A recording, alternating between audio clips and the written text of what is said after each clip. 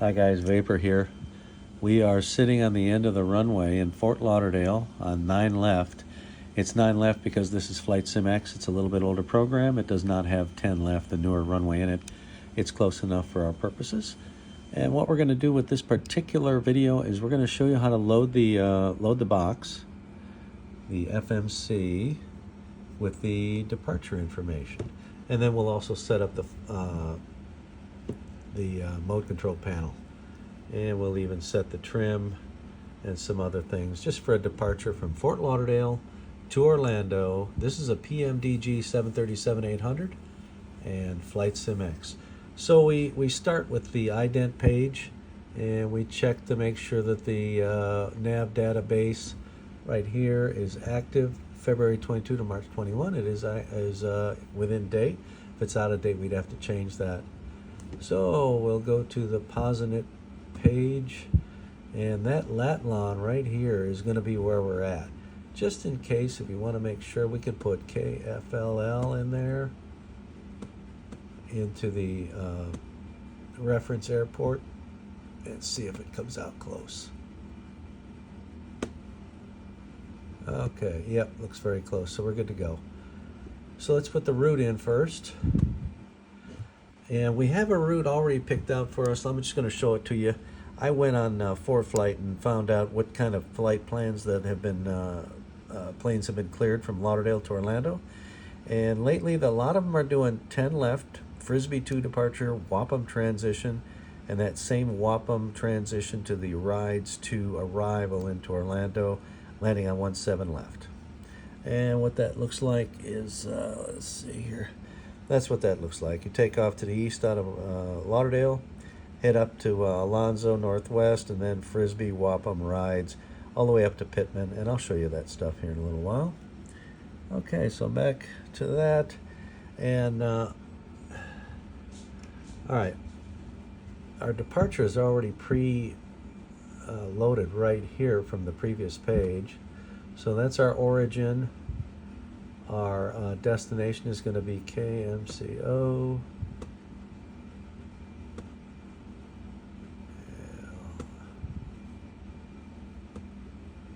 Okay, and we already know the runway from listening to ATIS, but we're gonna say it's 10 left, and we're gonna go to the departure arrival page. Fort Lauderdale departures. We're doing the Frisbee. There it is, the Frisbee 2. We already know it's going to be a Wappum transition because we just looked at the flight plan, and we're taking off of runway 10 left. We go back to the route. I already see 10 left is selected as the runway. Then we'll go to page 2, and we've got our Frisbee Wappum transition to Wappum. We're not going to activate it yet because we want to put the rest of the route in. There's not much cruise route, which is basically a departure to an arrival, so we're going to go to Orlando arrivals. And we're going to find the rides arrival to 17 left. Let's see, rides 2 to 17 right there. Let's put that in. We'll select it. Now here's where they list the transitions. We already know it's going to be a Wappum transition. So we go to the next page where the transitions are, and we select Wappum. So we got rides 2 to Wappum, and then we'll do an ILS to 17 left. Now there's ILS transitions here, and you can change the page to see the rest of them. I don't know what they are right now. We're just going to do the arrival to the ILS and then plan on vectors. If they give us one of these transitions, we can select it. Let's go back to the route. Got a Frisbee 2 to Wappum, Wappum rides 2 to 17 vectors, and then direct to CEDO for the ILS 17 left. Looks good. Let's activate and execute this. See how the execute lights up? Now it's executed. Let's go to the Perfinet page. I'm going to take a guess at 160,000 pounds. I know that's a good weight for the 737-800. We'll just stick it in there. All this data, these numbers that I'm coming up with, they would be coming up automatically via the company, via the ACARS once you've initialized it. We'll use 9,000 for reserve fuel, 9,000 pounds. And then we use a cost index of 55. This is also things you would find on the flight plan that the dispatchers have already planned for. This thing says flight level 187 is good. We're going to just plan this at 17,000. It's a short flight. put 17 in there for direction of flight. And we'll execute all that. Events. Let's see, is everything done? We'll go to progress and see where we're at. 10 left, elbow, Orlando. Okay, looks good. Descent page. End of descent we got. Cruise is at 17,000. It says target speed 706. Climb page, what do we got here? 250 to 10,000 feet. And then the target speed is 319 knots on the climb. Transition to 706 Mach. We already looked at the route. Here's the legs page. Oops, lost my cursor. There it is. Legs page. It's going to give us that at or above at room. Room is going to be at or above 4. And the little A on the behind it means 4,000 or above. Here's the departure right here. Let's take a look at it. This is the Frisbee 2 departure. We're going to be taking off of 9 or 10 left, going up to elbow, room, at or above 4, Yoldo, Elric, and we'll just follow them up. Alonzo, Frisbee, where's Wapham, and then we aren't going to make it to Stymie because Wapham is also the arrival transition. Let's go to Orlando and look at the arrivals. There's the rides to arrival. Notice that Wapham is right there, so that's where we leave off from the other from the departure. And we go up to what is that thing called? Rides at or above 8. We'll go to the next page, and then we start off at rides at or above 8, and we're going to go from Wilsard, whatever the hell that is, theme, parks, and then Pittman, and then we'll get vectors to the ILS runway 17. Basically how it's going to go. So let's go back to our FMS, and we'll look at our legs, go all the way through it. Those are all the points. You'll see we have this is on the arrival by now. Parks at 250 and between 9,000 and 11,000, and then Hans is 220 knots between 8 and 9,000, and then Pittman we are supposed to be at 210 and at 5,000 feet for the vectors. To this next page, Cedo, Cocos 17 left, and then you'll have the missed approach on there with the hold. So there you have it. All is well with that thing. Let's go to the takeoff page, make sure everything's good there.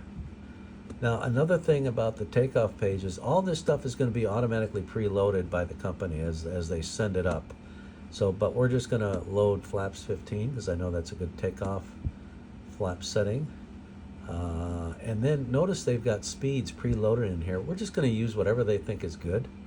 By pressing this, it's going to load whatever the small number is.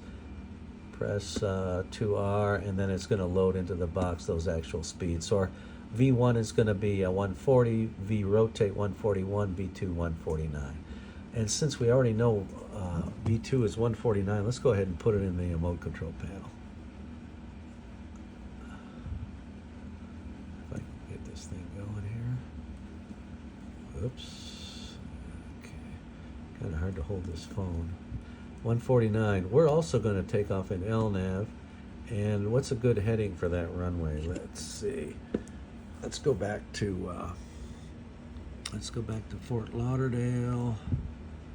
And it looks like the runway heading is 097 for Fort Lauderdale. We can see that right there. 097 is what we'll put in the heading window. We're at 360, so we'll go to the right.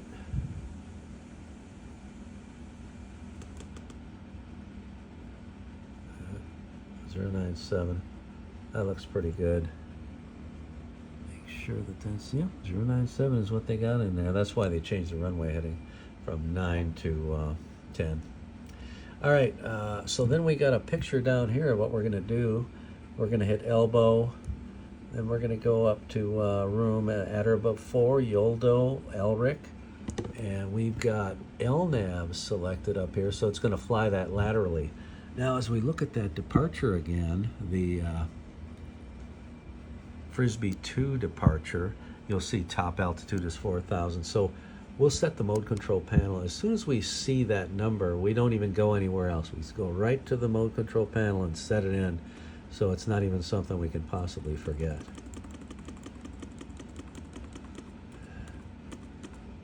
$4,000. We're just going to assume we get the right altimeter setting at 2992, and everything else is set just the way it needs to be. Let's go through one more time here through the box. Let's see, I haven't done this for a while, so it's possible I could screw it up. No, really, I could. Progress page, everything looks good. Descent, yep. Target is 69 Mach to 300 knots. Cruise 17,000. Okay, very good. Got the climb, got the route. And legs page is good. That's it.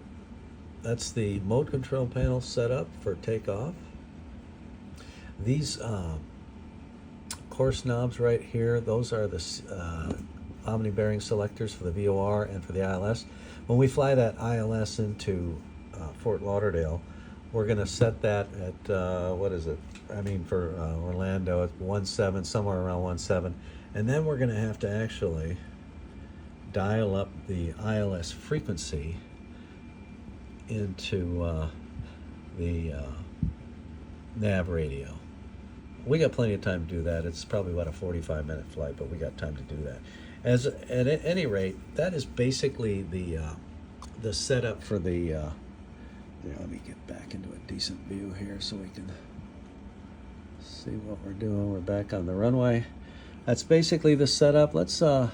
Sometimes you take a look, and when I hand fly the airplane, I like to go to the lowest range, and so we take a look at it, and that's good. So we're all set to go.